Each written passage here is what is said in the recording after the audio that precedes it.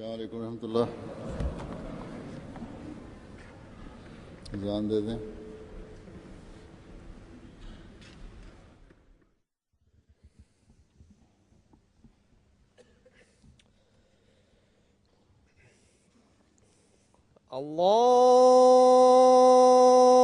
الله أكبر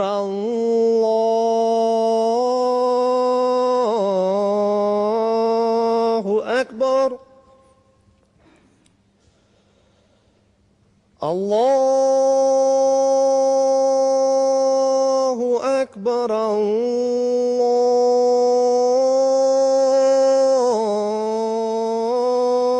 الله أكبر. أشهد أن لا إله إلا الله.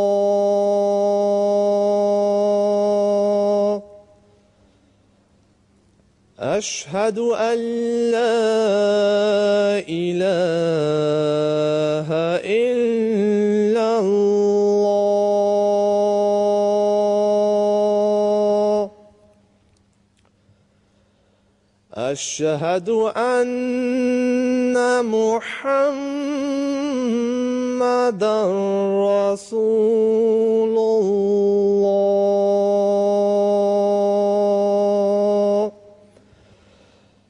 أشهد أن محمدًا رسول الله.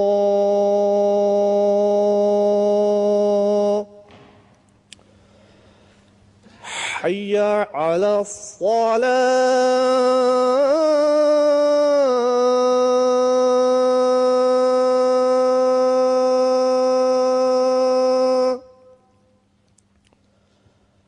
حي على الصلاة.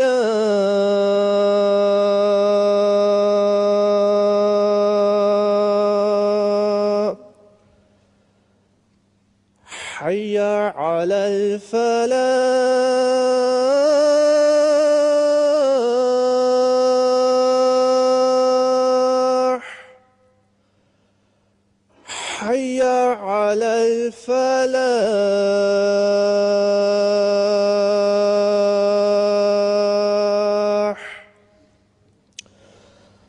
الله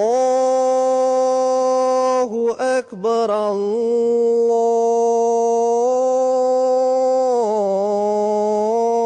الله أكبر.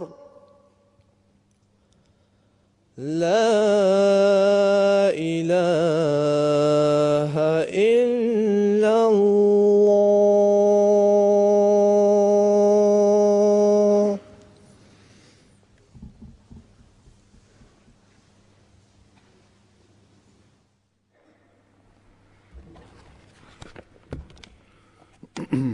السلام علیکم ورحمۃ اللہ.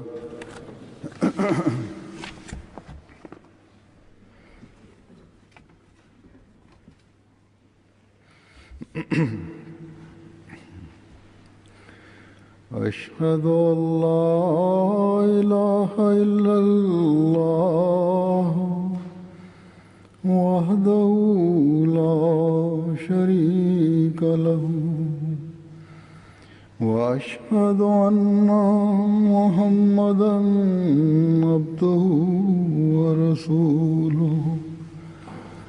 أما بعد فأعوذ بالله من الشيطان الرجيم. بسم الله الرحمن الرحيم. الحمد لله رب العالمين. الرحمن الرحيم. مالك يوم الدين. إياك نعبد وإياك نستعين. اهدنا الصراط المستقيم. صراط الذين أنعمت عليهم غير المغضوب عليهم ولا الضالين.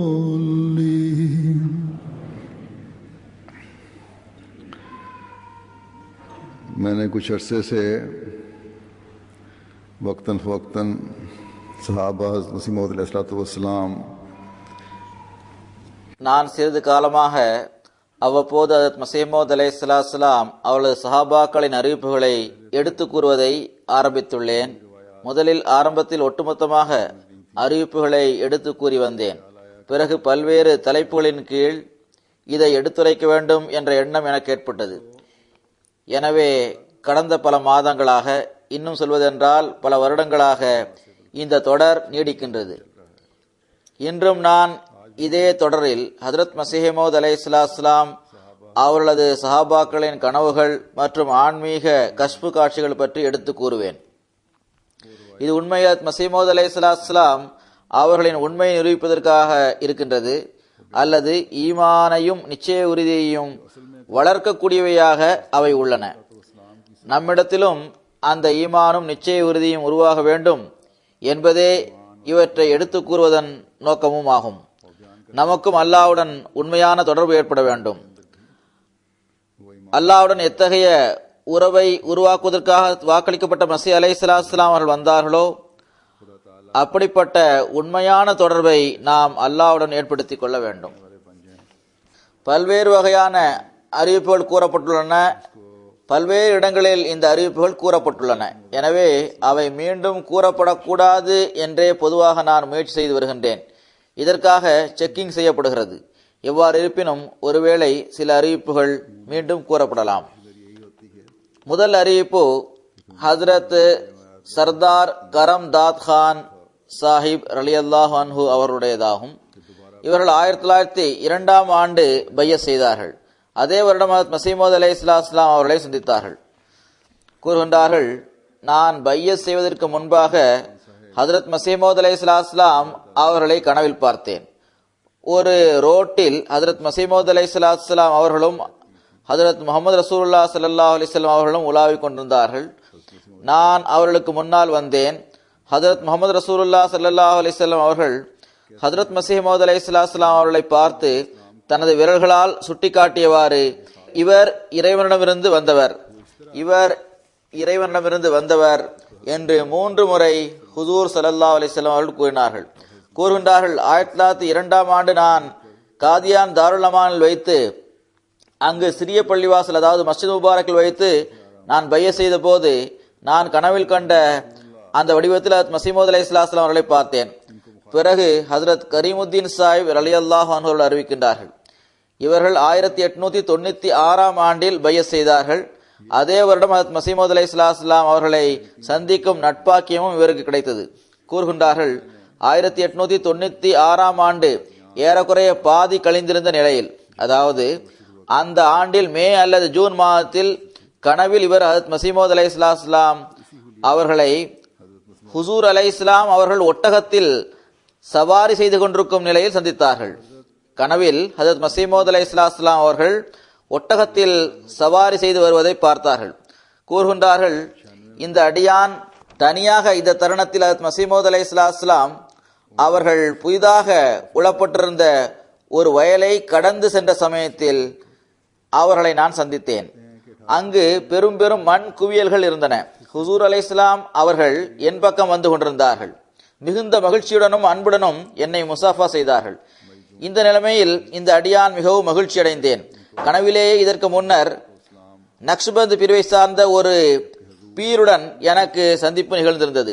நான் முசாஃபா செய்வதற்காக அவரிடம் எனது கையை நீட்டினேன். அந்த பீர் எனது கையை தட்டிவிட்டவாறு, மார்க்கமற்றவனே சென்றுவிடு என்று கூறினார். ஆனால் சலாம் கூற வேண்டும் என்பது இஸ்லாத்தின் கட்டளையாகும். எவ்வாறு இருப்பினும் அவர் என்னை மார்க்கமற்றவர் என்று கூறி எனக்கு சலாம் கூறவில்லை. கூறுகின்றார்கள், இதற்கு பிறகு ஹுசூர் அலைஹிஸ்ஸலாம் அவர்களுடன் எனக்கு சந்திப்பு ஏற்பட்டது. ஹுசூர் மிகுந்த மகிழ்ச்சியுடன் என்னை சந்தித்தார்கள். ஹஜ்ரத் கரீமுத்தீன் சாஹிப் அவர்களே அறிவிக்கின்றார்கள், ஒரு கனவில் நான் பார்த்தேன், போலீஸாக இருந்த சௌத்ரி நபி பக்ஷ் சாஹிப் அவர்களுக்கு ஹுசூர் அலைஹிஸ்ஸலாம் அவர்களிடம் பையத் செய்வதற்கான நட்பாக்கியம் ஏற்கனவே கிடைத்திருந்தது. கனவில் இந்த போலீசிற்கு இல்ஹாம் வருகிறது என்று இவருக்கு கூறப்பட்டது. இன்றைய நாட்களில் பாகிஸ்தானிலும் இந்தியாவிலும் உள்ள போலீஸ் போன்றவர்கள் அல்ல இவர்கள். இவர்களுக்கு லஞ்சம் வாங்குவதும் அநீதியான செயல்களை செய்வதையும் தவிர வேறு எதுவும் தெரியாது. இவர்கள் அந்த காலத்தில் வாழ்ந்தவர்கள். அவர்களுக்கு அல்லாஹ்வுடன் தொடர்பு இருந்தது. கூறுகின்றார்கள், நான் கனவில் இவருக்கு இல்ஹாம் இறங்குவதை பார்த்தேன்.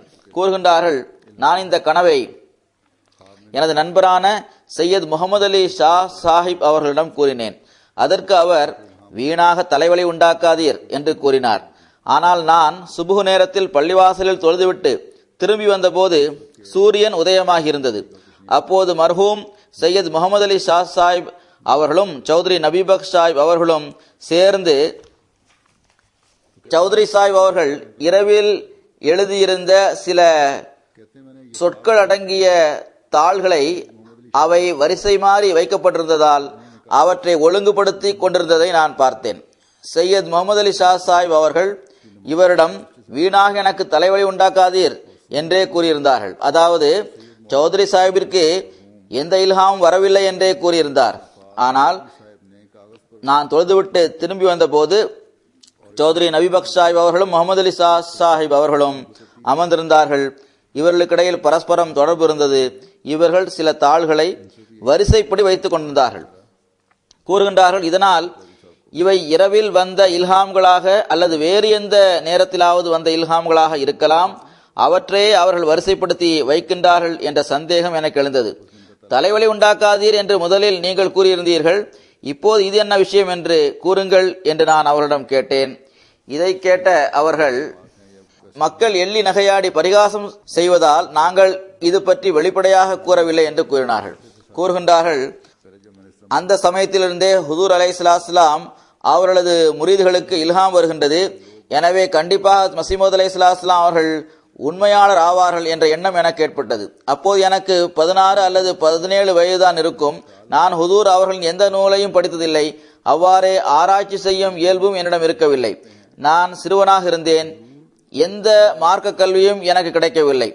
திருக்குரான் பொருளுடன் அல்லாமல் பார்த்தோத மட்டும் நான் படித்திருந்தேன். அப்போது எனது உலக கல்வியும் நார்மல் பாஸ் ஆக இருந்தது. அதாவது 8வது வகுப்பில் தேர்ச்சி பெற்று பாஸ் ஆகி இருந்தேன் என்றே இவர்கள் கூறுகின்றார்கள் என்று நான் நினைக்கின்றேன்.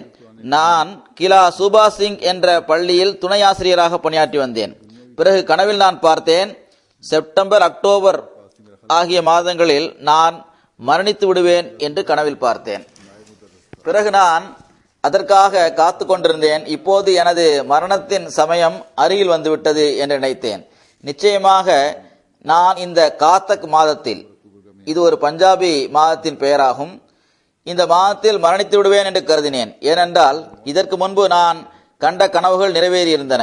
எனவே இந்த கனவும் நிறைவேறும் என்ற உறுதி எனக்கு இருந்தது. அதிகபட்சம் செப்டம்பர் அல்லது அக்டோபர் மாதம் வரைதான் எனது வாழ்நாள் நீடிக்கும் என்று நான் நினைத்தேன். கூறுகின்றார்கள், இந்த மாதங்களும் கழிந்து விட்டன.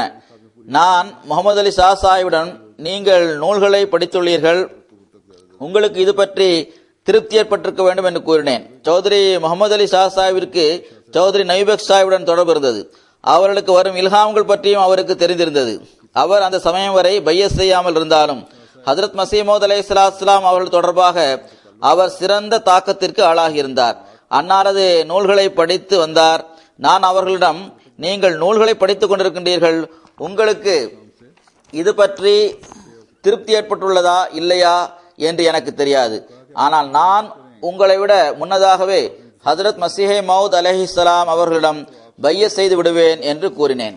கூறுகின்றார்கள், அதற்கு பிறகு நான் அங்கிருந்து நடந்தே காதியான் வந்து சேர்ந்தேன். நான் இங்கு வந்ததும் பல நாட்களாக இங்குமங்கும் திரிந்து கொண்டே இருந்தேன். ஒரு நாள் நான் பேராவை சேர்ந்த ஹக்கீம் ஃபதுலுத்தீன் சாஹிப் அவர்களிடம், நான் ஹுசூரிடம் பையத் செய்ய வேண்டும் என்று கூறினேன். ஹக்கீம் சாஹிப், இந்த சிறுவன் வீணே இங்குமங்கும் திரிகின்றான் என்று நினைத்தேன் என்று கூறினார்கள். பிறகு மர்ஹூம் ஹக்கீம் சாஹிப் அவர்கள் ஹஜ்ரத் மஸீஹ் மவ்ஊத் அலைஹிஸ்ஸலாம் அவர்களிடம் நான் பையத் செய்ய விரும்புவதை தெரிவித்தார்கள். அதை ஹஜ்ரத் சாஹிப் அவர்கள் ஏற்றுக்கொண்டார்கள். பிறகு தனது கையில் எனது கையை பிடித்தவாறு, தனிமையில் நான் மட்டும் அவர்களிடம் பைய செய்வதற்கான நட்பாக்கியத்தை வழங்கினார்கள். நான் கனவுகளில் ஹஜ்ரத் மஸீஹ் மவ்ஊத் அலைஹிஸ்ஸலாம் அவர்களை எவ்வாறு பார்த்திருந்தேனோ அவ்வாறே இங்கு வந்து அவர்களை நேரிலும் பார்த்தேன். என் மீது மேலான இறைவனது மகத்தான அன்பு இருந்திருக்கின்றது. அவ்வாறு இல்லை என்றால் எனது நிலைமை எப்படி இருந்திருக்கும் என்பது எனக்கு தெரியாது. ஜமீமா அஞ்சாமே ஆத்தமில் வெளியிடப்பட்ட பதர் சஹாபாக்களின் பட்டியலில் 78வது பெயராகவோ 79வது பெயராகவோ எனது பெயர் இடம்பெற்றிருக்காது. ஜமீமா அஞ்சாமே ஆத்தமில் வெளியிடப்பட்ட பட்டியலில் 79வது பெயராக இவர்களது பெயர் எழுதப்பட்டுள்ளது. பிறகு மியா அல்லாதத்தா சாஹிப் ரலியல்லாஹு அன்ஹு அவர்கள் அறிவிக்கின்றார்கள், இவர்கள் 1900 ஆண்டு பையத் செய்தார்கள். 1905 ஆண்டு இவரத் மஸீஹ் மவ்ஊத் அலைஹிஸ்ஸலாம் அவர்களை சந்திக்கும் நட்பெயரை பெற்றார்கள். கூறுகின்றார்கள், நான் ஹோஷியார்பூர் மாவட்டத்தில் உள்ள மெஹல்பூரில் வசித்து வருபவனாக இருந்தேன். எப்போது சூரியனுக்கும் சந்திரனுக்கும் கிரகணம் ஏற்பட்டதோ அப்போது எனக்கு ஏறக்குறைய 10 அல்லது 12 வயது இருக்கும். அப்போது நான் எனது ஆசிரியருடன் இணைந்து திருக்குரான் ஓதி வந்தேன். நஃபில் தொழுகைகளை தொழுது வந்தேன். 1897 ஆண்டில் அல்லது 1898 ஆண்டில் எங்களது கிராமத்தில் மஸீஹ் மவ்ஊத் அலைஹிஸ்ஸலாம் அவர்களை பற்றிய செய்தி வந்து சேர்ந்தது. குர்தாஸ்பூர் மாவட்டத்தை சார்ந்த காதியானில் ஹஜ்ரத் மஸீஹ் மவ்ஊத் அலைஹிஸ்ஸலாம் அவர்கள் வந்துள்ளார்கள் என்ற செய்தி ஷேக் சஹாபுத்தீன் சாஹிப் அவர்கள் மூலமாக கிடைத்தது. 2-3 வருடங்களாக அங்கு கருத்து பரிமாற்றம் நடந்து வந்தது. 1900 ஆண்டில் இந்த எளியவன் கனவில் ஹஜ்ரத் மஸீஹ் மவ்ஊத் அலைஹிஸ்ஸலாம் அவர்களை காதியானில் வைத்து பார்த்தேன். நான் காதியான் வரவில்லை என்றாலும் அந்த கனவின் மூலமாக எனக்கு திருப்தி ஏற்பட்டது. இதற்கு முன்னர் ஒருபோதும் அவர் காதியானை பார்த்ததே இல்லை. கனவின் மூலமாக திருப்தி ஏற்பட்டது. எவ்வளவு விரைவாக முடியுமோ பைய செய்துவிட வேண்டும் என்று எண்ணினேன். நான் ஒரு பைசா கொடுத்து கார்டு வாங்கி காதி சஹாபுத்தீன் சாஹிப் அவர்களிடம் சென்றேன். அவர்களிடம் நான் மஸீஹ் மவ்ஊத் அலைஹிஸ்ஸலாம் அவர்களை கனவில் சந்தித்து விட்டேன், அது தொடர்பாக எனக்கு திருப்தி ஏற்பட்டு விட்டது, எனவே பையத்திற்கான எனது கடிதத்தை எழுதுங்கள், என்னுடைய கை நாட்டை பெற்றுக்கொள்ளுங்கள் என்று கூறினேன். அதற்கு அவர்கள் கொஞ்சம் காத்திருங்கள், சில நாட்களுக்கு பிறகு பையத் செய்தவர்களின் பட்டியலை அனுப்புவோம் என்று கூறுகின்றார்கள். ஏறக்குறைய பையத் செய்த 40 பேர்களின் பட்டியல் தயார் செய்து அனுப்பப்பட்டது. அதில் எனது பெயரும் இருந்தது. ஹஜ்ரத் தீன் முகமது சாஹிப் ரலியல்லாஹு அன்ஹு அறிவிக்கின்றார்கள், இவர்கள் 1902 ஆண்டில் பையத் செய்தார்கள். 1904 ஆண்டில் ஹஜ்ரத் மஸீஹ் மவ்ஊத் அலைஹிஸ்ஸலாம் அவர்களை பார்த்தார்கள். கூறுகின்றார்கள், நான் 1902 ஆண்டில் வயிற்றுப்போக்கு மற்றும் காய்ச்சல் காரணமாக மிகவும் கடுமையாக நோய்வாய்ப்பட்டேன். அந்த நாட்களில் எனது தந்தையார் கூலி வேலை செய்வதற்காக கல்கத்தா சென்றிருந்தார்கள். நான் கனவில் காதியான் வந்திருந்தேன். முதலில் நான் காதியான் பற்றி எண்ணிக்கூட பார்த்ததே இல்லை. என்ன பார்த்தேன் என்றால், அங்கு ஒரு சிறிய அறை இருந்தது. கீழே விரிப்பு விரிக்கப்பட்டிருந்தது. நாலாபுறமும் மாடா குழி இருந்தது. அதாவது சுவர்களில் பொருள் வைப்பதற்காக ஒரு சின்ன இடம் இருந்தது. அந்த ஒவ்வொரு மாடா குழியிலும் ஒரு மைக்கூடு இருந்தது. ஹஜ்ரத் மஸீஹ் மவ்ஊத் அலைஹிஸ்ஸலாம் அங்கு உலாவிக் கொண்டிருக்கிறார்கள். ஒரு கட்டுரையை எழுதி கொண்டிருக்கின்றார்கள். எந்த மைக்கூட்டின் பக்கம் சென்றாலும் அங்கிருந்த பேனாவை நிரப்பிக் கொண்டார்கள். நான் கதவரையில் சென்று அஸ்ஸலாமு அலைக்கும் என்று கூறுகின்றேன். ஹுசூர் வலைக்கும் சலாம், மகனே வாருங்கள் என்று கூறினார்கள். அதற்கு நான், ஹுசூர் இங்கு சும்மாதான் வந்தேன் என்றேன். அதற்கு அவர்கள், நாளை மறுநாள் நீ திருப்தி அடைந்து விடுவாய், உமது தந்தையார் பல மக்களது ஆதரவுடன் உள்ளார், அவர் உனக்கு பணம் அனுப்புவார் என்று கூறினார்கள். காலையில் எழுந்ததும் நான் எனது இந்த கனவை எனது கருணைமிக்க ஆசிரியரான சையது பஹ்வல் ஷா சாஹிபிடம் கூறினேன். அவர்கள் நான் கூறியதை கேட்டு மறுநாள் பையத்திற்கான கடிதத்தை எழுதிவிட்டார்கள். அது இப்போதும் பாதுகாப்பாக இருக்கின்றது. இதை அவர் கூறும் அந்த சமயம் வரை அந்த கடிதம் அவரிடம் இருந்தது. கூறுகின்றார்கள், அடுத்த நாள் மீண்டும் கனவில் காதியானுக்கு வந்து ஹுசூர் அவர்களிடம் வந்தேன். முன்பு கூறியதை போன்றே ஹுசூர் அவர்கள் என்னிடம் வாருங்கள், நீங்கள் வாருங்கள் என்று கூறினார்கள். அதற்கு நான், ஹுசூர் நான் சும்மா வந்தேன் என்று கூறினேன். ஹுசூர் என்னிடம், உங்களுக்கு ஒரு மகன் பிறப்பார், உங்களது குடும்பத்தில் இதுவரை இல்லாத ஒரு சிறப்பான மகனாக அவர் இருப்பார், அவனது ஒரு தொடையில் கருப்பு மச்சம் இருக்கும் என்று கூறினார்கள். பிறகு நான் இந்த கனவையும் ஹஜ்ரத் சாஹிபிடம் கூறினேன். முதல் கனவு கண்டு 3 நாட்கள் கழிந்ததும் நான் உடல் நலத்துடன் ஆரோக்கியமாக இருந்தேன். கொஞ்சம் நாட்களுக்கு பிறகு தந்தையார் 30 ரூபாய் அனுப்பியிருந்தார்கள். பிறகு எனக்கு எப்படிப்பட்ட பேரன்பு ஏற்பட்டது என்றால், எந்த சமயத்தில் நான் ஹஜ்ரத் சாஹிபை சந்திக்க முடியும் என்று காத்திருந்தேன். பெற்றோர் மறைமுகமாக என்னை எதிர்த்து வந்தனர். 1904ஆம் ஆண்டு லாகூர் சென்று ஹுசூர் அவர்களின் அருளுக்குரிய கைகளில் பையத் செய்தேன். பிறகு ஹுசூர் அவர்களுடன் ஏறக்குறைய 5 நாட்கள் வரை தங்கியிருந்தேன். ஹுசூர் அவர்களின் வீடு மர்ஹமே ஈசாவின் வீட்டில் இருந்தது என்று நினைக்கின்றேன். கூறுகின்றார்கள், ஒரு மௌலவி கருங்குரங்கை போன்று தேக்கு மரத்தில் ஏறி நின்று மிகவும் மோசமாக அப்போது பேசிக் கொண்டிருந்தார். அவர் டாலி மௌலவி என்ற பெயரால் பிரசித்தி பெற்றிருந்தார். ஹசரத் ஹாஃபிஸ் இப்ராஹிம் சாஹிப் ரலியல்லாஹு அன்ஹு அவர்கள் அறிவிக்கின்றார்கள், இவர் 1899ஆம் ஆண்டு பையத் செய்தார். 1900ஆம் ஆண்டில் ஹுசூர் அலைஹிஸ்ஸலாம் அவர்களது கைகளில் பையத் செய்தார். கூறுகின்றார்கள், நான் 1899ஆம் ஆண்டில் கடிதம் மூலம் பையத் செய்தேன். இதற்கு முன்னரும் எனது தந்தையார் 3 அல்லது 4 வருடங்களாக என்னை பையத் செய்வதற்காக அனுப்பி வைத்தார்கள். ஆனால் சில காரணங்களால் நான் திரும்பவும் வீட்டிற்கு வந்துவிட்டேன். அதற்கு பிறகு நமது உற்ற நண்பரும் ஆசிரியருமான சையது பஹாவுல் ஷா சாஹிப் அவர்கள் ஹதரத் மஸீஹ் மவ்ஊத் அலைஹிஸ்ஸலாம் அவரிடம் பையத் செய்தார்கள். பிறகு அவர்கள் எனக்கு ஹுசூர் அலைஹிஸ்ஸலாம் அவர்களின் நூல்களை படித்து கேட்பித்தார்கள். அதுவரை எழுதப்பட்ட ஹுசூர் அவர்களது நூல்களிலிருந்தும் ஏறக்குறைய அனைத்து நூல்களையுமே அவர்கள் எனக்கு படித்து கேட்பித்தார்கள். படிக்காதவர்கள் கூட நூல்களை பிறர் படிக்க கேட்டுள்ளார்கள். கூறுகின்றார்கள், அதே நாளில் நான் கனவில் ஹஜ்ரத் நபிகள் நாயகம் ஸல்லல்லாஹு அலைஹி வஸல்லம் அவர்கள் வந்துள்ளதை பார்த்தேன். நான் ஹுசூர் ஸல்லல்லாஹு அலைஹி வஸல்லம் அவர்களிடம், ஹுசூர் மிர்சா சாஹிப் தாமே மசீஹ் என்றும் மஹ்தி என்றும் வாதம் புரிந்துள்ளார்கள், அந்த வாதத்தில் அவர்கள் உண்மையாளரா என்று கேட்டேன். ஹுசூர் ஸல்லல்லாஹு அலைஹி வஸல்லம் அவர்கள், ஆம், அவர்கள் உண்மையாளர் என்று கூறினார்கள். நான், ஹுசூர், நீங்கள் சத்தியம் செய்து கூறுங்கள் என்றேன். அதற்கு, எனக்கு சத்தியம் செய்ய வேண்டிய தேவையில்லை, நான் விண்ணிலும் மண்ணிலும் நம்பிக்கைக்குரியவனாக இருக்கின்றேன் என்று கூறினார்கள். பிறகு அதே இரவு கழிந்த பிறகு காலையில் நான் ஹஜ்ரத் மஸீஹ் மவ்ஊத் அலைஹிஸ்ஸலாம் அவர்களுக்கு பையத்திற்கான கடிதம் எழுதி அதில் பெருமானார் ஸல்லல்லாஹு அலைஹி வஸல்லம் அவர்களுக்கு கூறும்படி சொல்லி இருந்த அஸ்ஸலாமு அலைக்கும் என்பதையும் எழுதினேன். பிறகு 1900ஆம் ஆண்டில் காதியான் வந்து ஹுசூர் அவர்களின் கையில் பையத் செய்தேன். ஹஜ்ரத் முன்ஷி பரக்கத் அலி சாஹிப் தனது அருளுக்குரிய கனவு தொடர்பாக இவ்வாறு அறிவிக்கின்றார்கள், இவர் பையத் செய்த வருடம் 1901ஆம் ஆண்டாகும். அதே வருடம் இவர் ஹஜ்ரத் மஸீஹ் மவ்ஊத் அலைஹிஸ்ஸலாம் அவர்களை சந்தித்தார். கூறுகின்றார்கள், 1901ஆம் ஆண்டின் ஆரம்பத்தில் மக்கள் தொகை கணக்கெடுப்பு நடந்த சமயத்தில் ஹுசூர் அவர்கள் ஒரு பிரசுரத்தை வெளியிட்டிருந்தார்கள். அதில் எவர்கள் உள்ளத்தால் என் மீது ஈமான் கொண்டுள்ளார்களோ அவர்கள் வெளிப்படையாக பையத் செய்யாவிட்டாலும் அவர்கள் தம்மை அகமதி என்று எழுதி கொடுக்கலாம் என்று கூறியிருந்தார்கள்.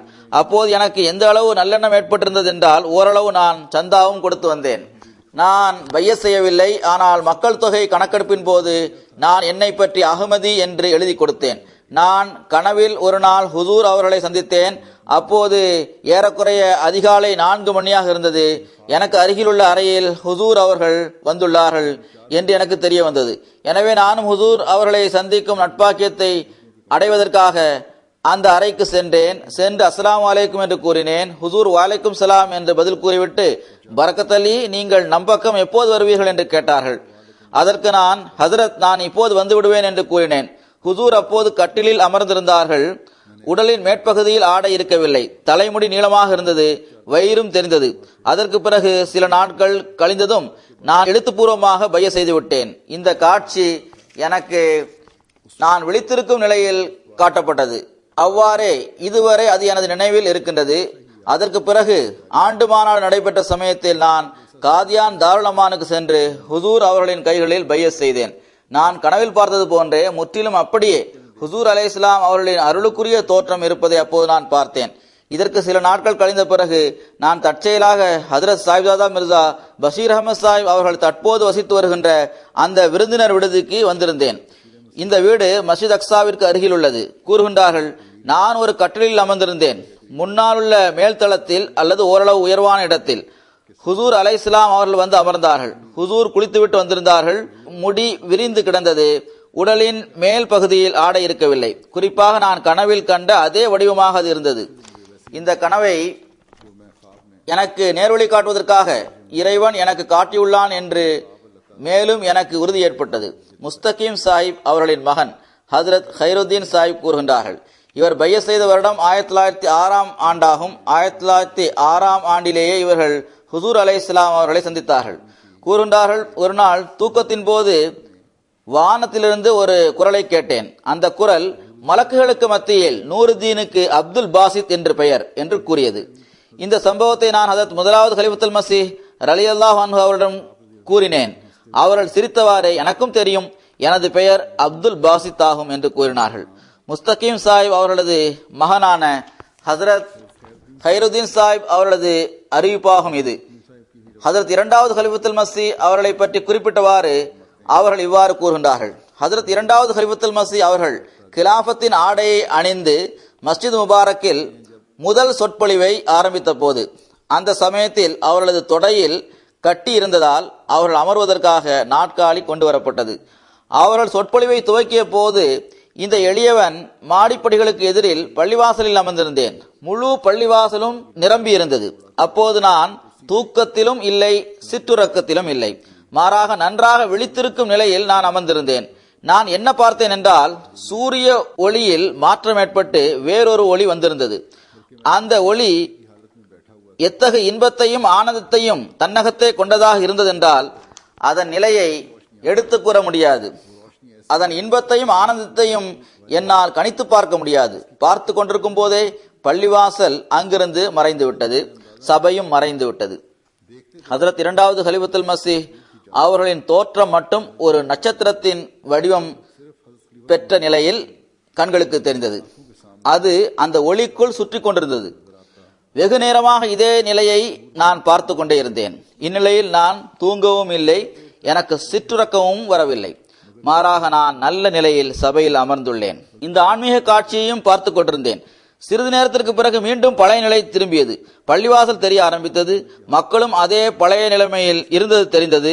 அதாவது முதலில் அவர் கண்ட அதே காட்சி அவருக்கு தென்பட்டது. மக்களும் தெரிய ஆரம்பித்தனர். கூறுகின்றார்கள், ஹஜ்ரத் அக்தஸ் அவர்களுக்கு அருகில் நான் கண்ட அதே ஒளி ஒரு நட்சத்திரத்தின் வடிவில் இருந்தது. தொடர்ந்து 11 நாட்கள் வரை ஹஜ்ரத் இரண்டாவது கலிஃபத்துல் மஸீஹ் அவர்களை இதே நிலையில் எல்லா நேரமும் நான் பார்த்து கொண்டே இருந்தேன். எங்கு அவர்கள் சென்றார்களோ அங்கே அந்த ஒளி அவர்களுக்கு வலப்புறமும் இடப்புறமும் முன்னாலும் பின்னாலும் இருந்து வந்தது. நான் எந்த நிலைமையில் இருந்தேனோ அதே நிலைமையில் ஹஜ்ரத் இரண்டாவது கலிஃபத்துல் மஸீஹ் அவர்களை அந்த ஒளிக்குள் பார்த்தேன். நான் வீட்டில் இருந்தாலும் சரி, வெளியில் வேலை செய்து கொண்டிருந்தாலும் சரி, அல்லது வெறுமனே அமர்ந்திருந்தாலும் சரி, சாப்பிட்டுக் கொண்டிருந்தாலும் சரி, பேசிக் கொண்டிருந்தாலும் சரி, இப்படிப்பட்ட பல்வேறு சந்தர்ப்பங்களிலும் இந்த கஸ்பு காட்சியின் நிலை இவர்களை ஆட்கொண்டிருந்தது. அந்த ஒளியும் ஹஜ்ரத் இரண்டாவது கலிஃபத்துல் மஸீஹ் அவர்களும் எனக்கு தென்பட்டு கொண்டே இருந்தனர் என்று இவர் கூறுகின்றார்கள். நான் இந்த காட்சியை தொடர்ந்து 11 நாட்கள் வரை நான் பார்த்து கொண்டே இருந்தேன். அப்படிப்பட்ட கஸ்பு காட்சி பற்றி ஒருபோதும் நான் கேள்விப்பட்டதும் இல்லை. இத்தகைய நீளமான ஒரு காட்சியை நான் கண்டதும் இல்லை. முழுக்க முழுக்க ஹஜ்ரத் மஸீஹ் மவ்ஊத் அலைஹிஸ்ஸலாம் அவர்களது பரக்கத்தாலும் நபித்துவ ஒளியின் தாக்கத்தாலும் என்னை போன்ற சாதாரண மனிதரும் கூட இந்த அளவு பெரிய நீளமான கஸ்பு காட்சிகளை பார்க்க முடிகின்றது. இந்த கஸ்பு காட்சி கூட திருக்குர்ஆனின் இந்த வசனத்தின் கீழ் இருக்கின்றது. அதில் தூய நல்ல மனிதர்களுக்கு ஒரு ஒளி கிடைக்கும் என்று கூறப்பட்டுள்ளது. சூரா தஹ்ரீமில் இந்த வசனம் வருகிறது. நூறுஹும் யஸ்ஆ பைன ஐதீஹிம் வபி ஐமானிஹிம். இன்னொரு வசனத்தில், எவருக்கு இந்த உலகில் இந்த ஒளி கிடைக்கவில்லையோ அவருக்கு மறுமையில் அவ்வொளி எப்படி கிடைக்க முடியும் என்று வந்துள்ளது. ஆக இறைவன் என்னிடம், உனது கலீஃபா கியாமத் நாளில் ஒளி கிடைக்கின்ற அந்த தேர்ந்தெடுக்கப்பட்ட மக்களை சார்ந்தவராவார். இந்த உலகிலும் இந்த நபர் தமது இறைவனின் ஒளியிலேயே இருக்கின்றார் என்பதை தெரிவித்தான். ஹஜ்ரத் காசி முகமது யூசுப் சாஹிப் கூறுகின்றார்கள், இவர் 1902ஆம் ஆண்டு ஜனவரி மாதம் கடிதம் மூலமாக பையத் செய்தார். 1902ஆம் ஆண்டு டிசம்பர் மாதம் ஹுசூர் அலைஹிஸ்ஸலாம் அவரது கைகளில் பையத் செய்தார். அவர்கள் கூறுகின்றார்கள், என்னை பாதுகாப்பதற்காக அல்லாஹ் 2 மலக்குகளை நியமித்திருக்கின்றான் என்று எனக்கு காட்டப்பட்டது. அவர்களில் ஒருவருக்கு முகமது சித்திக் என்று பெயர். அவர் எனது தந்தையாரின் வடிவத்தில் இருக்கின்றார். 2வது மலக்கின் பெயர் குலாம் சம்தானி ஆகும். துன்பங்கள் மற்றும் துயரங்கள் ஏற்படும் சமயங்களில் மீண்டும் இந்த மலக்குகள் நமக்கு முன்னால் தென்படுகின்றார்கள். மேலும் தந்தையார் குறைந்தது 2 முறையாவது அல்ஹம்துலில்லாஹி ரப்பில் ஆலமீன் என்று ஓதுங்கள் என்று கூறி வந்தார்கள். நான் இதை தொழுகையில் பேணி வந்தேன். அதாவது அல்ஹம்துலில்லாஹி ரப்பில் ஆலமீன் என்று 2 முறை ஓதினார்கள். உண்மையான புகழுக்கு தகுதியானவன் அல்லாஹ்வே ஆவான். இந்த புகழ்தான் நம்மை அல்லாஹ்விற்கு அருகில் கொண்டு செல்கின்றது. மேலும் அல்லாஹ்வுடன் தொடர்பை உருவாக்கவும் துன்பங்களை அகற்றவும் அதிகமாக சூரா ஃபாத்திஹாவை ஓத வேண்டும். அதிலுள்ள ஒவ்வொரு சொல்லையும் சிந்திக்க வேண்டும் என்று ஹஜ்ரத் மஸீஹ் மவ்ஊத் அலைஹிஸ்ஸலாம் அவர்கள் கூறியுள்ளார்கள். நூர் முகமது சாஹிபின் மகன் ஹஜரத் முகமது ஃபாசில் சாஹிப் அறிவிக்கின்றார்கள், இவர்கள் 1899 ஆண்டில் இறுதியில் அல்லது 1900 ஆண்டில் ஆரம்பத்தில் பைய செய்திருந்தார்கள். கூறுகின்றார்கள், முதலில் இருந்த சம்பிரதாய முறைப்படி தொழுகையில் நான் தொப்புளுக்கு கீழே கை கட்டி நின்று வந்தேன். பொதுவாக ஜமாத்தை சாராத மக்கள் தொழுகின்ற போது கீழே கை கட்டுகின்றனர். மேலும் எப்போதாவது எவர் பின்னாலாவது ஜமாத்தாக தொழுவதற்கான சந்தர்ப்பம் கிடைத்தால் நான் இமாமை பின்பற்றி சூரா ஃபாத்தியாவை ஓதி வந்தேன். ஆனால் உள்ளம் நிம்மதி இழந்து இருந்தது. தொப்புளுக்கு கீழ்தான் கை கட்ட வேண்டுமா, இமாமை பின்பற்றி சூரா ஃபாத்தியா ஓத வேண்டுமா என்ற சந்தேகம் உள்ளத்தில் இருந்து வந்தது. இமாமுக்கு பின்னால் சூரா ஃபாத்திஹா ஓத வேண்டுமா ஓதக்கூடாதா, நெஞ்சில் கை கட்ட வேண்டுமா கீழே கை கட்ட வேண்டுமா, எப்படி கை கட்ட வேண்டும் போன்ற விஷயங்களில் எனக்கு திருப்தி ஏற்படாமல் இருந்தது. கூறுகின்றார்கள், இதே அமைதியற்ற நிலைமையில் ஒரு நாள் நான் தூங்கிவிட்டேன். அப்போது கனவில் நான் காதியான் வந்திருந்தேன். மஸ்ஜித் முபாரக்கிற்கு செல்லும் தெரு வழியாக நடக்கின்றேன். மஸ்ஜித் அக்ஸாவின் கதவருகில் சென்றேன். முதலில் நேராக இருந்த மாடிப்படிகளை கடந்து உள்ளே நுழைகின்றேன். பள்ளிவாசலுக்கு வெளியே காலணிகள் வைக்கும் இடத்தில் கருவேல மரம் இருந்தது. இது ஒரு வகை செடியாகும். அதற்கு அருகிலோ அல்லது அடியிலோ கட்டப்பட்ட கல்லறை ஒன்றும் இருந்தது. அதற்கு கிழக்கில் ஒரு கிணறு இருக்கின்றது. பள்ளிவாசலில் ஜமாத்தான தொழுகையில் நிற்கின்ற அனைவரும் நெஞ்சில் கை கட்டியவாறு நிற்கின்றனர். முசல்லாவில் மசீஹ் மவ்ஊத் அலைஹிஸ்ஸலாம் அவர்கள் இமாமாக நிற்கின்றார்கள். இமாமுக்கு நேர் பின்னால் அவரை பின்பற்றி தொழுகின்ற ஒருவரது இடம் காலியாக இருந்தது. நான் அந்த இடத்தில் சென்று நின்றேன். நெஞ்சில் கை கட்டியவாறு சூரா ஃபாத்திஹா ஓத ஆரம்பித்தேன். அதை ஓது முடித்து ஆமீன் என்று கூறும்போது நான் விழித்தெழுந்தேன். இவ்வாறு கையை நடுவில் கட்ட வேண்டும், சூரா ஃபாத்தியாவும் ஓத வேண்டும் என்ற தீர்வுக்கு வந்து எனது பிரச்சனை தீர்ந்தது. முஸ்தகீம் சாஹிப் அவர்களின் மகனான ஹதரத் ஹைருத்தீன் சாஹிப் கூறுகின்றார்கள், ஒருமுறை இந்த எளியவன் கனவில் ஹதரத் மசீஹ் மவ்ஊத் அலைஹிஸ்ஸலாம் அவர்கள் பல மக்களையும் விருந்துக்கு அழைத்திருப்பதை பார்த்தேன். அந்த விருந்துக்கான ஏற்பாட்டை ஹதரத் உம்முல் முமினீன் அவர்கள் செய்து கொண்டிருந்தார்கள். ஹதரத் மசீஹ் மவ்ஊத் அலைஹிஸ்ஸலாம் அவர்களும் அதை கண்காணித்துக் கொண்டிருந்தார்கள். நான் தூது செய்தியை சொல்வதற்காக ஆஜரான போது ஜனாப் ஹதரத் மசீஹ் மவ்ஊத் அலைஹிஸ்ஸலாம் அவர்கள் இவருக்கு சாப்பிட சோறு கொடுங்கள் என்று கூறினார்கள். எனக்கு சோறு கொடுக்கப்பட்டது. இன்னொரு விஷயம் உள்ளது. அது இந்த விருந்து சம்பந்தப்பட்ட கனவில் வந்த விஷயமா அல்லது வேறு தனி கனவா என்பது எனக்கு நன்றாக நினைவில் இல்லை. ஆனால் கூறப்பட்ட விஷயம் நன்றாக நினைவில் இருக்கிறது. அப்போது ஹதரத் மசீஹ் மவ்ஊத் அலைஹிஸ்ஸலாம் அவர்கள் இவருக்கு மேலங்கியை அணிவியுங்கள் என்று கூறினார்கள். அவர்கள் இந்த விஷயத்தை கூறியவுடன் நான் உடனடியாக எனது உடலை பார்த்தபோது மிகவும் அழகான வெண்ணிற மேலங்கியை நான் அணிந்திருப்பதை பார்த்தேன். நான் அதை எப்படி அணிந்தேன், எந்த சமயத்தில் அணிந்தேன் என்று எனக்கு தெரியாது. திடீரென்று எனது உடலில் அதை அணிந்திருப்பதை நான் பார்த்தேன். இன்று வரை என் உடலில் அதன் தாக்கத்தை நான் உணர்கின்றேன். இவ்வாறே கனவில் நான் ஒரு நபரை பார்த்தேன். அந்த நபர் கண்ணியத்திற்குரிய சஹாபாக்களை சார்ந்தவராக இருந்தார். கனவு கண்ட பிறகு இந்த கனவு ஹதரத் மசீஹ் மவ்ஊத் அலைஹிஸ்ஸலாம் அவர்களது என்னை பெற்றுக்கொண்டவர் சஹாபாக்களை சந்தித்து விட்டார், அந்த அமிர்தத்தை தான் எஜமானன் என்னை குடிக்கும்படி செய்தான் என்ற கவிதை வரிகளை எனக்கு ஞாபகப்படுத்தியது. என்னை சந்தித்த அந்த நபர், அவர் தன் மீது ஒரு பெரிய துணியை போட்டுள்ளார். அதன் ஓரங்கள் சிவப்பு நிறத்தில் இருந்தது. இந்த துணியை நீங்கள் எங்கிருந்து வாங்கினீர்கள் என்று நான் அவரிடம் கேட்டேன். அதற்கு அவர், இதனை முஹம்மது ரசூலுல்லாஹ் ஸல்லல்லாஹு அலைஹி வஸல்லம் அவர்கள் எனக்கு தந்துள்ளார்கள் என்று கூறினார்கள். இதை கேட்ட நான், ஏறக்குறைய 1400 வருடங்களுக்கு முன்னரே முஹம்மது ஸல்லல்லாஹு அலைஹி வஸல்லம் அவர்கள் மரணமடைந்து விட்டார்களே என்று கூறினேன். அதற்கு அந்த நபர், எவ்வாறு இருப்பினும் எனக்கு இதனை ரசூலுல்லாஹ் ஸல்லல்லாஹு அலைஹி வஸல்லம் அவர்கள்தான் தந்தார்கள் என்று கூறினார். அல்லது இதை நான் ரசூலுல்லாஹ் ஸல்லல்லாஹு அலைஹி வஸல்லம் அவரிடமிருந்துதான் பெற்றேன் என்று கூறினார். இந்த வாக்கியம் மட்டும் முரண்பட்டிருந்தாலும் இந்த விஷயம் எனக்கு நன்றாக நினைவில் இருக்கின்றது. அப்போது நான், முஹம்மது ரசூலுல்லாஹ் ஸல்லல்லாஹு அலைஹி வஸல்லம் அவர்களது வீடுகளை யார் பாதுகாக்கின்றார்கள் என்பதை கூறுங்கள் என்றேன். அதற்கு அவர், முஹம்மது ரசூலுல்லாஹ் ஸல்லல்லாஹு அலைஹி வஸல்லம் அவர்களின் வீடுகளை பள்ளிவாசலை சார்ந்துள்ள இளைஞர்கள் பாதுகாக்கின்றனர் என்று கூறினார். நான் அவரிடம் முஹம்மது ரசூலுல்லாவின் மனைவிமார்களின் நிலைமை எப்படி இருக்கின்றது என்று கேட்டேன். அதற்கு அந்த நபர், மனைவிமார்களின் நிலைமை பற்றி என்ன கேட்கின்றீர்கள்? அவர்களில் சிலர் தில்லி வந்து சேர்ந்துள்ளனர் என்று கூறினார். அந்த சமயத்தில் ஹஜரத் உம்முல் மோமினின் நுஸ்ரத் ஜஹான் பேகம் சாஹிபா அவர்கள் தில்லியை சார்ந்தவர்கள் என்று எனக்கு தெரியாது. கூறுகின்றார்கள், அல்லாஹ் தாலா பௌதிக நிலையிலும் ஆன்மீக நிலையிலும் இந்த திருக்குரானுக்கு முற்றிலும் பொருந்தும் ஒரு இயக்கமாகும் இது என்பதை எனக்கு தெளிவுபடுத்தினான், திருப்தியடைய செய்தான். இதுவே வாஹரீன மின்ஹும் என்ற வசனத்தில் கூறப்பட்டுள்ளது.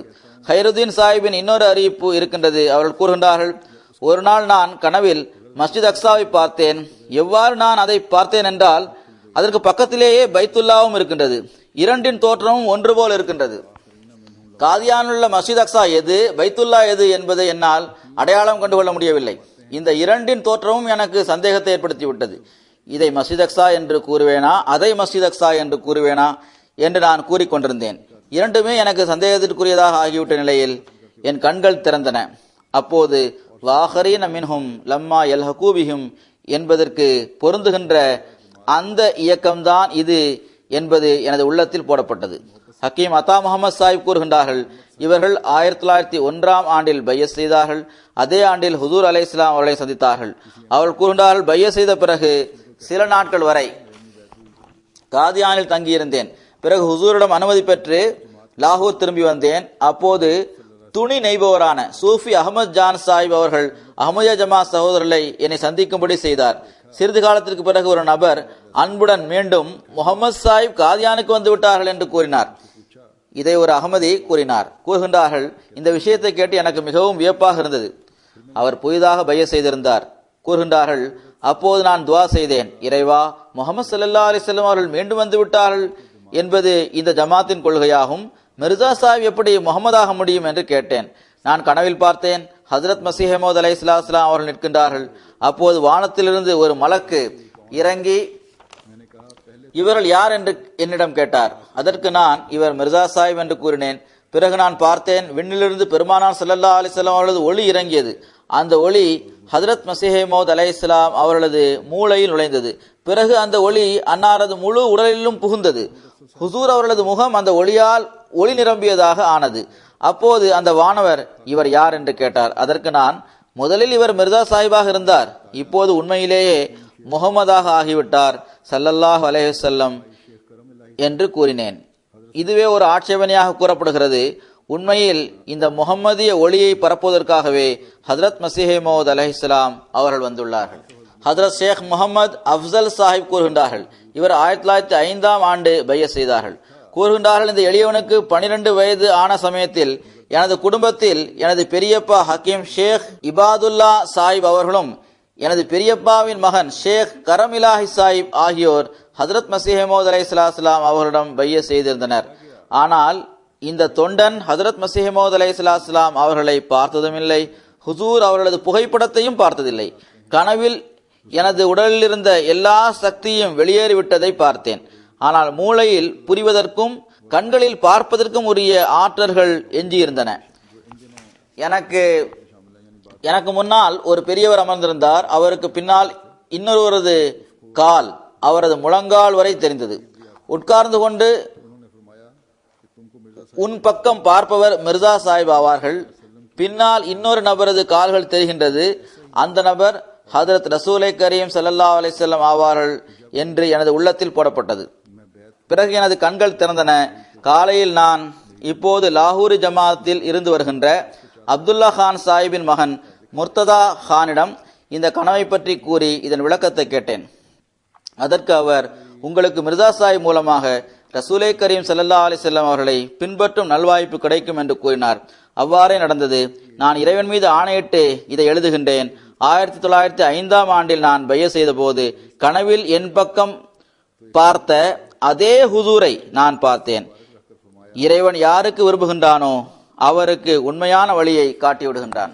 ஹஜ்ரத் ஷேக் முகமது அஃப்சல் சாஹிப் கூறுகின்றார்கள், எனது வயது 15 அடைந்த போது நான் சொர்க்கத்தையும் நரகத்தையும் உயர்ந்த இடங்களையும் கனவில் பார்த்தேன். அவற்றை பார்த்ததன் விவரங்கள் மிக நீளமானதாகும். இப்போது இதை மட்டும் கூறுகின்றேன். நான் சொர்க்கத்தை பார்த்துவிட்டு வெளியே வந்தபோது ஒரு பெரியவர் என்னை சந்தித்தார். அவர் எனது தோளின் மீது தனது அருளுக்குரிய கையை வைத்தவாறு, பையனே, நீ எங்கு வந்தாய் என்று கேட்டார். நான் அதற்கு எந்த பதிலும் கூறவில்லை. நான் அவரிடம், இந்த இடம், அதாவது சொர்க்கம், யாருக்கு சொந்தமானது என்று கேட்டேன். அதற்கு அந்த பெரியவர், உனது பட்டியாலா 100 முறை விற்கப்பட்டாலும் கூட இந்த வீட்டிலுள்ள ஒரு செங்கலுக்குரிய விலைக்கு ஒப்பானதாக அது இருக்க முடியாது என்று கூறினார். பிறகு எனது கண்கள் திறந்தன. எவனுடைய கையில் எனது உயிர் இருக்கின்றதோ அந்த இறைவன் மீது ஆணையாக, நான் 1905ஆம் ஆண்டில் பைய செய்வதற்காக காதியான் சென்ற போது என்னை சொர்க்கத்தின் வாசலில் வைத்து சந்தித்த அதே பெரியவர்தான் மிர்சா சாஹிபாக இருந்தார்கள். அவர்களை நான் பார்த்தேன். நூர் முகமது சாஹிபின் மகன் ஹஜரத் முகமது ஃபாசில் சாஹிப் ரலியல்லாஹு அன்ஹு அவர்கள் கூறுகின்றார்கள், இவர்கள் 1899ஆம் ஆண்டில் பைய செய்தார்கள். இவரது ஒரு அறிவிப்பு முன்னதாக கூறப்பட்டு விட்டது. கூறுகின்றார்கள், ஒரு நாள் நாங்கள் இருக்கும் இடத்திலிருந்து 8 மைல் தூரத்தில் இருக்கும் மான்கோட் என்ற இடத்திற்கு சென்றேன். இரவில் அங்கு தொழுதுவிட்டு தூங்கினேன். கனவில் நான் என்ன பார்த்தேன் என்றால், நான் முசல்லாவில் அமர்ந்துள்ளேன். ஹஜரத் மஸீஹ் மவ்ஊத் அலைஹிஸ்ஸலாம் அவர்கள் முசல்லாவின் தலைப்பக்கத்தில் வந்து அமர்ந்து கொண்டார்கள். எனது வலது உள்ளங்கையை தனது பெருவிரலால் வலுவாக தேய்த்தார்கள். மேலும் உள்ளத்தில் கொஞ்சம் சக்தி உருவாகியுள்ளதா என்று கேட்டார்கள். அப்போது நான் என்னுள் சக்தி உருவாகுவதை உணர்கின்றேன். உடனே நான் ஹுசூரிடம், ஆம், என் உள்ளத்தில் சக்தி உருவாகியுள்ளது என்று கூறுகின்றேன். பிறகு எனது கண்கள் திறந்தன. முகமது ஃபாசில் சாஹிப் அவர்களே கூறுகின்றார்கள், நான் கனவில் காதியான் வந்திருப்பதை பார்த்தேன். மஸ்ஜித் முபாரக்கிற்கு உள்ளே மெஹராப் அருகில் மூலையில் ஹஜரத் மஸீஹ் மவ்ஊத் அலைஹிஸ்ஸலாம் அவர்கள் அமர்ந்திருந்தார்கள். பள்ளிவாசலில் பெரும் பிரகாசம் இருந்தது. நான் ஹுசூருக்கு முன்னால் சென்று அமர்ந்தேன். ஹுசூர் எனக்கு மிகுந்த வெண்ணிறமுள்ள சீனா தட்டில் மிகுதியாக சிவப்பு நிறத்தில் உள்ள சுவையான அல்வாவை வைத்து தனது கைகளால் அதை எனக்கு தந்து சாப்பிடுங்கள் என்று கூறினார்கள்.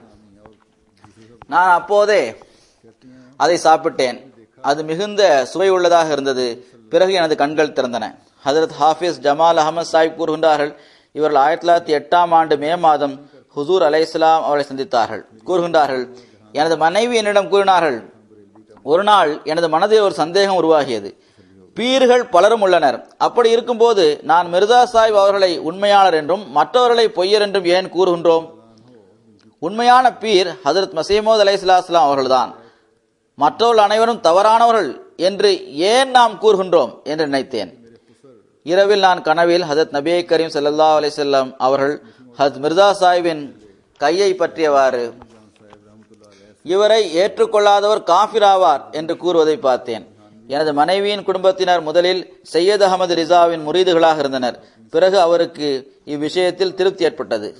ஹஜரத் மியா முகமது ஜஹூருத்தீன் சாஹிப் ரலியல்லாஹு அன்ஹு அவர்கள் 1905ஆம் ஆண்டு பைய செய்தார்கள்.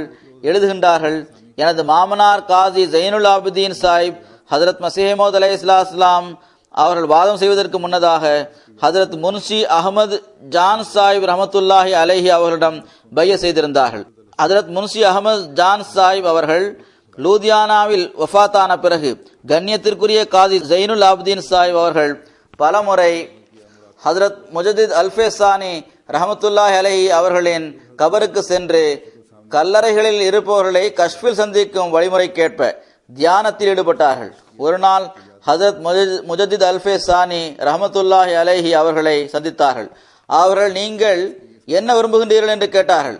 அதற்கு காதி சாஹிப், இறைவனை நினைவு கூற வேண்டும், எனது முர்ஷித் இறந்து விட்டார் என்றார்கள். இந்த சொற்களை கேட்டுவிட்டு ஹஜரத் முஜதித் அல்ஃபேசானி அவர்களின் தோற்றம் மறைந்து விட்டது. பிறகு காதி சாஹிப் அங்கிருந்து திரும்ப வந்து விட்டார்கள். பிறகு 2 அல்லது 3 நாட்கள் அங்கு சென்று கபர்களில் அமர்ந்தவாறு தியானம் செய்தார்கள், துஆ செய்தார்கள். முன்னர் வந்தது போன்றே ஹஜரத் முஜதித் அல்ஃபேசானி அவர்களின் வடிவம் முன்னால் வந்தது. நீங்கள் என்ன விரும்புகின்றீர்கள் என்று அவர்கள் கேட்டார்கள். அதற்கு காதி சாஹிப், அல்லாஹ்வுடன் எனக்கு தொடர்பு ஏற்பட வேண்டும் என்று கூறியதுடன், நான் மிர்சா குலாம் அஹமது சாஹிப் காதியானியிடம் செல்லவா என்று கேட்டார்கள். ஹஜரத் முஜதித் சாஹிப் அவர்கள், அங்கு உனக்கு திருப்தி ஏற்படாது என்று கூறினார்கள். இவ்வாறு கூறியதும் அவர்களது உருவம் மீண்டும் மறைந்துவிட்டது. பிறகு சிறிது நாட்கள் கழிந்த பிறகு காதி சாஹிப் காதியான் சென்று ஹஜரத் மஸீஹ் மவ்ஊத் அலைஹிஸ்ஸலாம் அவர்களிடம் தங்கியிருந்தார்கள். அவர்கள் கூறுகின்றார்கள், அப்போது எந்த இன்பம் ஹஜரத் முன்ஷி அகமது ஜான் சாஹிப் அவர்களது சபைகளில் எங்களுக்கு கிடைத்ததோ அது காதியானில் கிடைக்கவில்லை. ஹஜரத் முஜதித் அல்ஃபேசானி அவர்கள் கூறியது போன்று எங்களுக்கு திருப்தி ஏற்படவில்லை. பல முறை காதியான் சென்று பல வாரங்கள் தங்கிவிட்டு வந்தேன். ஹஜரத் முன்ஷி அகமது ஜான் சாஹிப் அவர்கள் எத்தகு உயர் தகுதியுள்ள சான்றோராக திகழ்ந்தார்கள் என்றால் அவர்கள் ஹஜ்ரத் மஸீஹ் மவ்ஊத் அலைஹிஸ்ஸலாம் அவர்களின் ஆரம்பகால நிலைமைகளை பார்த்த பிறகு மக்களிடம் பையத் வாங்குவதை விட்டுவிட்டார்கள். யாராவது அவரிடம் வந்தால் எவருக்கு இறைவனுடன் தொடர்பு ஏற்பட வேண்டும் என்ற ஆசை இருக்கின்றதோ அவர் காதியானில் உள்ள மிர்சா குலாம் அஹமது சாஹிப் காதியானியிடம் செல்ல வேண்டும் என்று கூறி வந்தார்கள். 1885 இவர்கள் வஃபாத்தாகிவிட்டார்கள். இந்த சான்றோரிடம்தான் ஹஜ் சமயத்தில் துவா செய்யும்படி ஹஜ்ரத் மஸீஹ் மவ்ஊத் அலைஹிஸ்ஸலாம் அவர்கள் எழுதியிருந்தார்கள். முன்ஷி அஹமத் ஜான் சாஹிப் அவர்கள் எவரும் இல்லாத போது நாம் இருந்தோம், இறைவனின் படைப்பினங்களுக்கு நாம் ஒவ்வொரு துளியை வழங்கி வந்தோம்.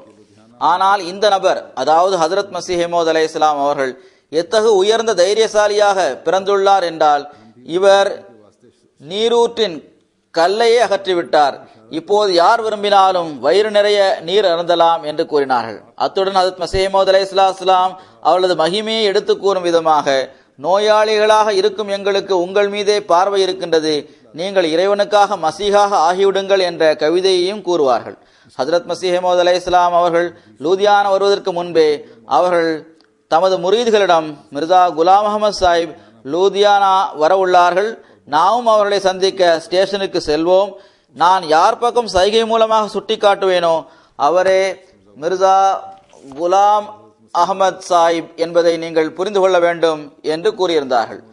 முரீதுகள் அவரிடம், நீங்கள் அவர்களை பார்க்காத போது இவர்தான் மிர்சா குலாம் அஹமத் சாஹிப் என்று எப்படி அவர்களை பற்றி கூற முடியும் என்று கேட்டனர்.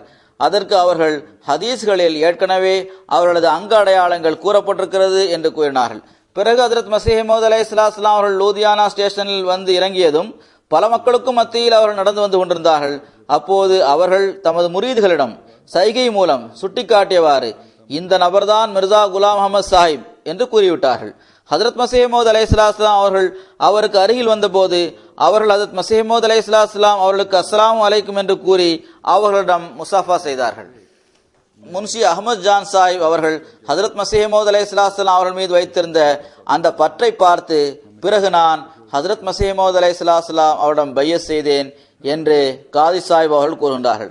தொடர்ந்து கூறுகின்றார்கள், இதற்கு பிறகு ஹுசூர் அலைஹிஸ்ஸலாம் அவர்கள் சபைகளின் நிறம் என் மீது படிந்த பிறகு இதற்கு முன் நான் இருந்து வந்த சபைகள் எனக்கு கசப்பானவையாக தெரிந்தது. அல்லாஹ் இந்த சான்றோர்களைப் போன்றே நம்மை நமது ஈமானிலும் நிச்சய உறுதியிலும் முன்னேறும்படி செய்வானாக. நம்மீது ஹஜ்ரத் மஸீஹ் மவ்ஊத் அலைஹிஸ்ஸலாம் அவர்கள் படிந்துவிட வேண்டும் என்று விரும்பிய அந்த நிறம் படியும்படி அவன் செய்வானாக. பையத் செய்வது மட்டும் போதாது, மாறாக நம்மில் ஒவ்வொருவருக்கும் அல்லாஹ்வுடன் ஒரு தொடர்பு உருவாக வேண்டும். இரண்டாவது விஷயம் என்னவென்றால், பாகிஸ்தானுக்காக துவா செய்யும்படி நான் கூறி வருகின்றேன். ஜமாத் சகோதரர்கள் துவா செய்தும் வருகின்றார்கள். என்றாலும் இன்று மீண்டும் இதன் பக்கம் கவனமூட்ட விரும்புகின்றேன். அகமதிகளின் நிலைமைகளை மிகவும் இக்கட்டான நிலைமைகளாக ஆக்குவதற்கு முயற்சிகள் செய்யப்படுகின்றன. அரசாங்கத்தில் உள்ளவர்களிடம் இது பற்றி கூறி புகார்கள் கொடுக்கும் போதும், உயர் அதிகாரிகளிடம் சென்று இதை பற்றி கேட்கும் போதும் எங்களுக்கு கிடைத்த அறிக்கை கேட்ப எதுவுமே நடக்கவில்லை, எல்லாமே சரியாகத்தான் நடக்கின்றது என்று அவர்கள் கூறுகின்றார்கள்.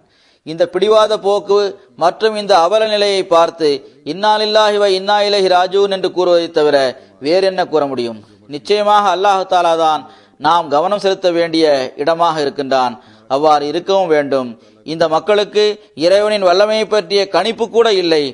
உலக அளவில் இவர்களும் ஒரு ஜமாத்தை சார்ந்து உள்ளனர் என்று இவர்கள் நினைக்கின்றார்கள். இவர்களுடன் என்ன வேண்டுமானாலும் செய்யலாம், எதுவும் நடக்காது என்று கருதுகின்றனர். எவ்வாறு இருப்பினும் அல்லாஹ்வின் முன்பு குனிவதுதான் நமது பணியாகும். இதுவே நமது கடமையாகும். இதன் பக்கம் அதிகம் கவனம் செலுத்த வேண்டும். இது தொடர்பாக நம்மிடம் ஒருபோதும் எவ்விதத்திலும் கவனக்குறைவோ குறைபாடோ இருக்கக்கூடாது. கடந்த சில நாட்களுக்கு முன் லாகூரில் மாடர்ன் டவுனில் உள்ள அஹமதியா கபிரிஸ்தானில் இரவில் வலுக்கட்டாயமாக 14 அல்லது 15 நபர்கள் அத்துமீறி உள்ளே நுழைந்தனர். அங்கு காவலில் இருந்தவரையும் அவரது குடும்பத்தாரையும் துப்பாக்கி முனையில் மிரட்டியவாறு அவர்களை கயிற்றால் கட்டி வைத்தார்கள். வீட்டிற்குள் வைத்து அவர்களை அடைத்து விட்டார்கள். அதற்கு பிறகு அங்கிருந்த 120 கபர்களை அவமரியாதை செய்யும் வகையில் நடந்து கொண்டதுடன் அதில் உள்ள கட்பலகைகளையும் உடைத்தனர். இப்போது இந்த ஷைத்தான்களின் தீங்கிலிருந்து மரணித்தவர்களும் பாதுகாப்பாக இல்லை, வஃபாத்தாகியுள்ள அகமதிகள் கூட பாதுகாப்பாக இல்லை. வெளிப்படையாக உள்ள சாட்சிகளை பார்க்கும்போது இதில் போலீசின் கையும் உள்ளது என்று தெரிகிறது. போலீசின் உதவி இவர்களுக்கு கிடைத்திருக்கின்றது. மிகவும் சிரமப்பட்டு மிகவும் மறுத்து அவர்கள் கூறிய பிறகுதான் FIR பதிவு செய்யப்பட்டிருக்கின்றது. இவ்வாறே ஷஹாதத்துகளின் தொடரும் நீடிக்கின்றது. இன்றும் கூட கொய்டாவில் மக்சூத் அஹமத் சாஹிப் என்ற ஒரு அகமது இளைஞரை ஷஹீதாக்கியுள்ளார்கள். கொஞ்சம் நேரத்திற்கு முன்புதான் எனக்கு இது பற்றிய தகவல் கிடைத்தது. இன்னா லில்லாஹி வ இன்னா இலைஹி ராஜிஊன். ஷஹீத் மர்ஹூம் பற்றிய விவரங்கள் வரும்போது இன்ஷா அல்லாஹு தாலா அடுத்த ஜும்மாவில் இவருக்காக நான் ஜனாசா காயிப் தொழுகை தொழ வைப்பேன். இவரது மூத்த சகோதரரையும் ஒரு மாதத்திற்கு முன்னால் கொய்டாவில் வைத்து ஷஹீதாக்கி விட்டார்கள். அல்லாஹ் விரைவாக இந்த எதிரிகளை அவர்களது தீய முடிவின் பக்கம் கொண்டு செல்வானாக. எவ்வாறு இருப்பினும் எதிரிகளின் ஒவ்வொரு கடினமான கொடுமையான செயல்களுக்கு எதிரில் முன்பை விட அதிகமாக இறைவன் பக்கம் குனிவதும் அவரிடம் உதவி கேட்பதுமே நமது பணியாகும். இதன் பக்கம் ஜமாத் குறிப்பாக கவனம் செலுத்த வேண்டும். அல்லாஹ் இதற்கான தௌஃபீக்கை நமக்கு வழங்குவானாக.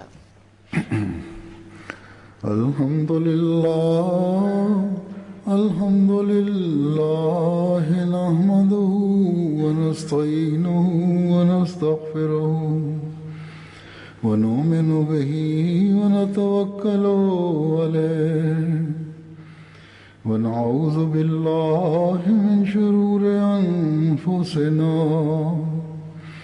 வ மின் ஸய்யிஆத்தி அஅமாலினா.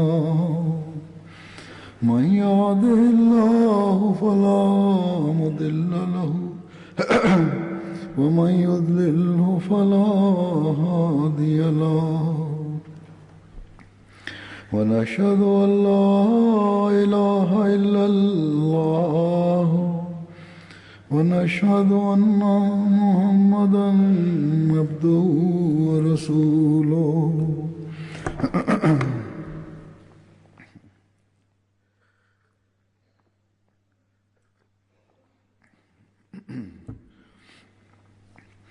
عباد الله رحمكم الله إن الله يأمر بالعدل والإحسان وإيتاء ذي القربى وينهى عن الفحشاء والمنكر والبغي يعظكم لعلكم تذكرون. اذكروا الله يذكركم وادعوه يستجب لكم ولذكر الله أكبر.